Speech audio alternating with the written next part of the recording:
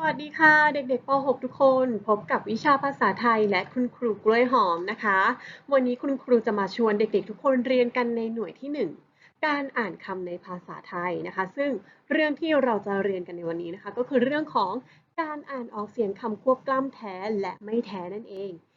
คำควบกล้ำเราเคยเรียนกันไปบ้างแล้วนะจำได้หรือเปล่าว่ามีตัวอะไรบ้างเพราะฉะนั้นเดี๋ยววันนี้เราไป อัปเดตความรู้ใหม่แล้วก็ทบทวนความรู้เก่าไปพร้อมๆกันเลยดีกว่า ถ้าพร้อมแล้วก็เริ่มเรียนกันได้เลยค่ะ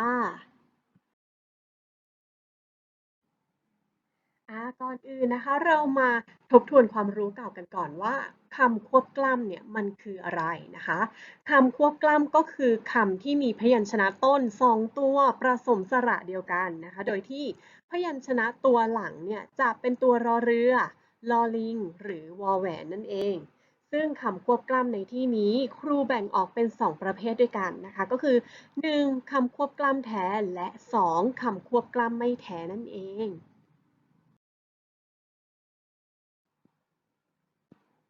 เรามาดูตัวอย่างของคำควบกล้ำกันก่อนนะคะครูอยากให้เด็กๆทุกคนอ่านออกเสียงไปพร้อมๆกับครูนะคะดูที่คำแรกอ่านว่าอะไรคะกรีดกรายถูกต้องนะคะคำว่ากรีดกรายดูที่พยัญชนะต้น2ตัวแรกนะคะตัวแรกจะเป็นตัวอะไรก็ได้แต่ตัวที่2จะต้องเป็นรอเรือหรือลอลิงหรือวอแหวนเท่านั้นจึงจะเป็นคำควบกล้ำทีนี้เราจะอ่านพยัญชนะต้น2ตัวควบกันนะคะมันก็จะอ่านได้ว่ากรีดกรายไม่ใช่กะรีดกระรายนะคะถ้าเป็นกะรีดกระรายกอไก่จะเป็น อักษรนำไม่ใช่คำควบกล้ำนั่นเองนะคะคำที่สองปรับปรุงอีกครั้งค่ะปรับปรุงเก่งมากต่อไปคำที่สามดูดีๆนะเปลี่ยนตัวควบกล้ำแล้วนะเป็นลอลิงไม่ใช่รอเรือเพราะฉะนั้นจะไม่มีลิ้นหันนะคะคำที่สามอ่านว่ากลับกรอกอีกรอบค่ะกลับกรอกเห็นไหมคะพยัญชนะสองตัวหน้าเป็น คำควบกล้ำกันตัวแรกเป็นอะไรก็ได้แต่ตัวที่สองจะต้องเป็นลอลิงอ่านออกเสียงควบกันจึงได้คำว่ากลับกรอกไม่ใช่กะหลับกะหลอกต่อไปคำที่สี่ปลอมปลอมเก่งมากค่ะคำที่ห้าเปลี่ยนตัวควบกล้ำอีกแล้วเป็นวอแหวนใช่ไหมคะคำที่ห้าอ่านว่าขวานใช่ไหมคะพยัญชนะต้นสองตัวแรกเป็นขอไข่กับวอแหวนวอแหวนเป็นตัวควบกล้ำนะคะอ่านควบกันได้คำว่าขวานไม่ใช่ขวานนะคะคำที่หกไม้กวาดอีกรอบค่ะไม้กวาดเก่งมากคำที่เจ็ดดูดีๆนะคะคำที่เจ็ดอ่านว่าอะไรอ่านว่าเศร้าสร้อยเอ๊ะ ทำไมเศร้าสร้อยถึงไม่มีรอริ้นหันล่ะเพราะว่าก็ใช้รอเรือเป็นตัวควบกล้ำนี่นาแต่ทำไมมันถึงไม่ลิ้นหันเพราะว่าอะไรคะเพราะว่าคำว่าเศร้าสร้อยมันเป็นอักษรควบไม่แท้นั่นเองนะคะเดี๋ยวเราไปดูความหมายของอักษรควบกล้ำไม่แท้กันว่ามันเป็นยังไงนะคะเพราะฉะนั้นคำที่7อ่านว่าเศร้าสร้อยนะคะคำที่8อ่านว่าซับ ซับและคำที่9อ่านว่าต้นไทรต้นไทรเก่งมากค่ะมาค่ะเด็กๆทุกคนเรามาดูลักษณะของคำควบกล้ำแท้กันก่อนนะคะคำควบกล้ำแท้ก็คือคำที่จะมีพยัญชนะต้นหรือพยัญชนะตัวหน้าเป็นกอไก่ขอไข่คอควายต่อเต่าปอปลาผอผึ้งและพอผ่านเท่านั้นนะคะและจะมีพยัญชนะตัวหลังหรือคำควบกล้ำเป็นรอเรือลอลิงวอแหวนออกเสียงควบกล้ำนั่นเอง ทีนี้เรามาดูตัวอย่างคำของคำควบกล้ำแท้กันนะคะถ้าควบกล้ำด้วยรอเรือนะคะก็จะได้แก่คำว่าอะไรบ้างอ่านออกเสียงไปพร้อมๆกันค่ะกราบพระครุขระครอบครัวตรากตรำปรับปรุงและคำสุดท้ายพร้อมเพรียงนั่นเองนะคะ อ่ะถ้าควบด้วยลอลิงล่ะมีคำว่าอะไรบ้างนะ พลาดพลั้งกลมเกลียวผลีผลามปลดปล่อยคล้ายคลึงนั่นเองนะคะตัวสุดท้ายและถ้าควบด้วยวอแหวนก็จะได้แก่คำว่ากว้างขวางขวักไขว่เคว้งคว้างเป็นต้น ต่อไปลักษณะที่2นะคะคำควบกล้ำไม่แท้ซึ่งมันจะแบ่งออกอีกเป็น2ประเภทย่อยด้วยกันนะคะได้แก่ประเภทที่1คำควบกล้ำไม่แท้ที่มีพยัญชนะตัวหน้าเป็นซอโซ่จอจานสอสาราและสอเสือนั่นเองนะคะและจะมีพยัญชนะต้นตัวที่2หรือคำควบกล้ำเป็นรอเรือนั่นเองนะคะ เราจะอ่านออกเสียงคำควบกล้ำไม่แท้ในลักษณะนี้เนี่ยเฉพาะพยัญชนะตัวหน้านะคะก็คือถ้าเป็นซอโซ่และมีตัวควบกล้ำเป็นรอเรือเราจะไม่อ่านออกเสียงตัวรอเรือแต่จะออกเสียงตัวซอโซ่เท่านั้นนะคะและประเภทที่2คำควบกล้ำไม่แท้ที่มีพยัญชนะตัวหน้าเป็น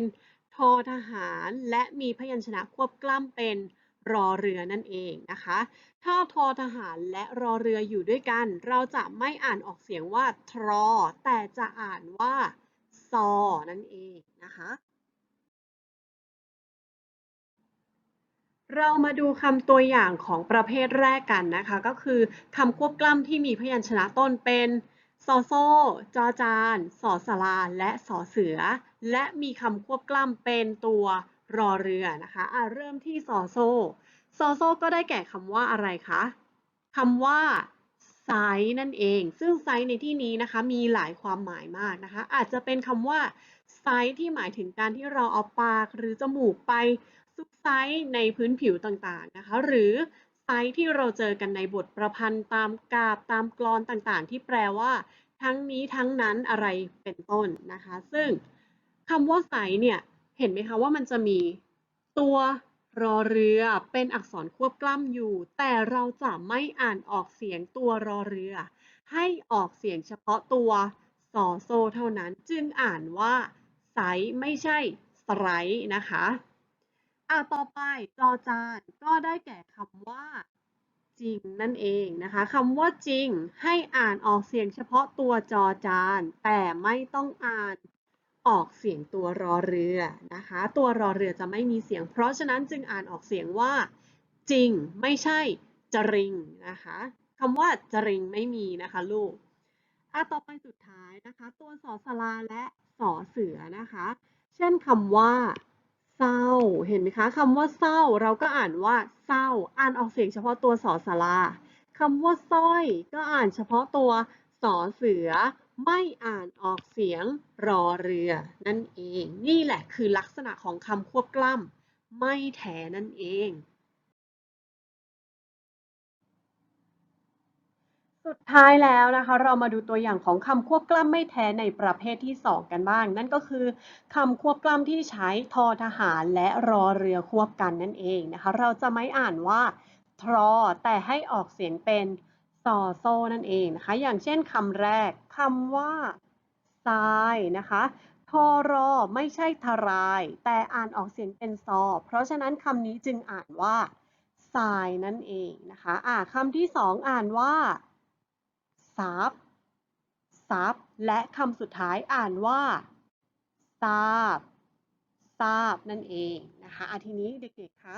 ครูมีอยู่หนึ่งคำเรามาดูกันสิว่าคำนี้มันอ่านออกเสียงว่าอะไรนะคำนี้อ่านออกเสียงว่าอะไรคะเด็กๆเทริสหรือเปล่าใช่หรือเปล่านะเอ๊ะหรือว่าเทิดใช่เทิดไหมเอ่ยเอ๊ะหรือว่าเป็นเซิร์ชนะ คำนี้อ่านว่าอะไรคะ อ่านว่าเซิร์ชนะคะคำนี้อ่านว่าเซิร์ชเซิร์ชก็คือมงกุฎหรือเครื่องประดับที่เขาใช้สวมบนหัวในชุดรำมโนราของภาคใต้นั่นเอง เราก็จะเรียกสิ่งนั้นว่าเซิร์ชนั่นเองไม่ใช่เทิดหรือเทริสนะคะแต่เป็นเซิร์ชนั่นเองค่ะ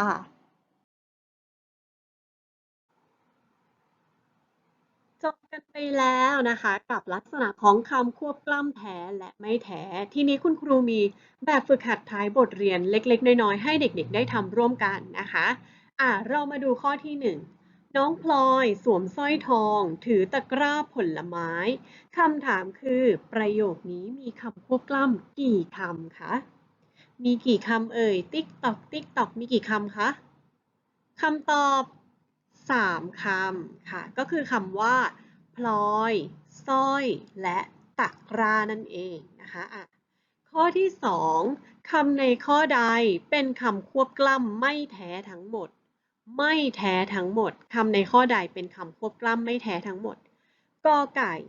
สร้อยจริงพุทราขอไข่กล้วยเปรี้ยวเสริมและคอควายกรอบทรายโสมข้อที่2ตอบข้ออะไรคะข้อกอไก่ค่ะคำว่าสร้อยจริงพุทราเป็นคำควบกล้ำไม่แท้นะคะต่อกันเลยกับข้อที่3คำในข้อใดมีทั้งคำควบกล้ำแท้และไม่แท้นะคะมีทั้งควบแท้และควบไม่แท้กอไก่เศร้าสร้อยสระน้ำขอไข่สุดโทรมสร้างสรรค์และคอควายความจริงเกลือกกลิ้งตอบข้อคอควายนะคะความจริงคำว่าความเป็นควบแท้คำว่าจริงเป็นควบไม่แท้และเกลือกกลิ้งเป็นคำควบแท้เพราะฉะนั้นคอควายมีทั้งคำควบแท้และไม่แท้นั่นเองนะคะต่อไปข้อที่4ประโยคใดมีเฉพาะอักษรควบแท้ประโยคใดมีเฉพาะอักษรควบแท้คำในข้อใดประโยคในข้อใดมีเฉพาะอักษรควบแท้นั่นเองกอไก่หยุดเปิดเพลงเศร้าเสียทีหยุดเปิดเพลงเศร้าเสียทีขอไข่เขาเป็นคนเกรี้ยวกราดเขาเป็นคนเกรี้ยวกราดและคอควาย ทรายที่ดีต้องมีก้อนกรวดทรายที่ดีต้องมีก้อนกรวดข้อ4ตอบข้อขอไข่เขาเป็นคนเกรี้ยวกราดคำว่าเกรี้ยวกราดเป็นอักษรควบแท้นะคะทีนี้เรามาดูคำตอบข้อที่1หยุดเปิดเพลงเศร้าเสียทีคำว่าเพลงเป็นควบแท้แต่คำว่าเศร้าเป็นควบไม่แท้นะคะและคอควายคำว่าทรายเป็นควบไม่แท้และคำว่ากรวดเป็นควบแท้เพราะฉะนั้นคำที่มีเฉพาะอักษรควบแท้ก็คือข้อขอไข่นั่นเองนะคะคำว่าเกรี้ยวกราดนั่นเองนะคะต่อไปคำที่5ข้อที่5ปาดเปรียวควรเติมพยัญชนะควบกล้ำตัวใดคำว่าปาดเปรียวควรเติมพยัญชนะควบกล้ำตัวใดคะกอไก่รอเรือขอไข่ลอลิงและคอควายวอแหวนข้อตอบข้อกอไก่นะคะคำว่าปาดเปรียวจริงๆเราต้องออกเสียงว่าปราดเปรียวไม่ใช่ปลาดปลาเลียวหรือปวดเปรียวนะคะคำว่าปวดเปรียวไม่มีนะคะจึงตอบข้อกอไก่นะคะปราดเปรียวนั่นเองนะคะข้อสุดท้ายข้อใดมีลักษณะคำควบกล้ำเหมือนกับคำว่าสรรเสริญนะคะข้อใดมีลักษณะคำควบกล้ำเหมือนกับคำว่าสรรเสริญกอไก่เศร้าสร้อยขอไข่เปรียบเปรยและคอควายสวรรค์ตอบข้อ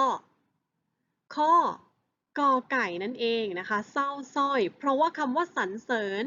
คำว่าเสริญเป็นคำควบกล้ำไม่แท้ใช่ไหมคะเพราะฉะนั้นคำว่าเศร้าสร้อยก็